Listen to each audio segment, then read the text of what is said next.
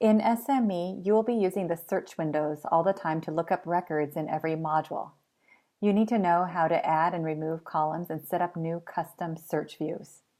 So for example, if we were to go into the service module and you open up the search window in the service module, there may be fields that you need to search on that you're not seeing in the default search window. For example, you might want to add a column for the order status so you can look up orders by what status they're in. Maybe you need to see the date the order was created so you can look up and see all the orders created this week.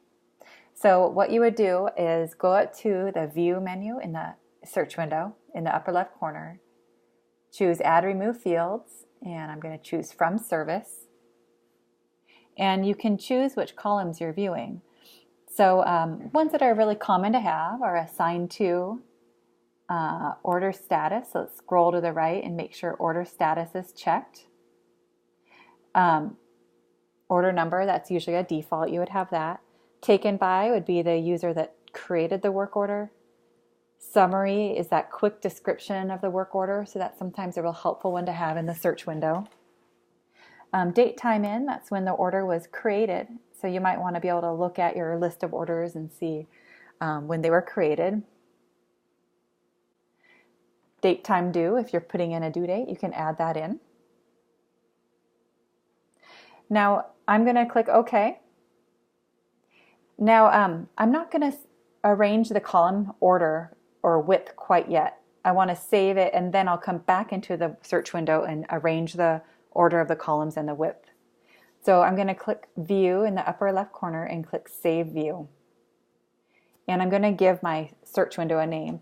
You can't save over the default name that comes with SME, so you just give it a different name. So I'm just calling this Service Order List. Now I'm going to double click on any order and then go back into the search window to search open orders, and notice the applied view at the top is that one I just created called Service Order List. So we're looking at that view I just created. Now we created the view and then we went out of it and came back into the search window, and now we can arrange the order of the column and the width of the columns, and it will stay. So here, let me just arrange these a bit. I want order status over a little bit, and maybe the date time in. That summary column's really, really wide, so maybe I want to narrow that down quite a bit. So you just click your cursor between the column headers to narrow that down. Now if I go to any order and open that search window again using the search open orders, you'll see the column arrangement and width is saved for me. Now, if you have a coworker that logs into SME with their own login and they open up the search window, they can apply this search view if they want to. They would use this Views menu and under Apply View, they would choose that search view name that you created. So they would just select it here. They would, on their end, need to arrange the order of the columns and the width of the columns on their login.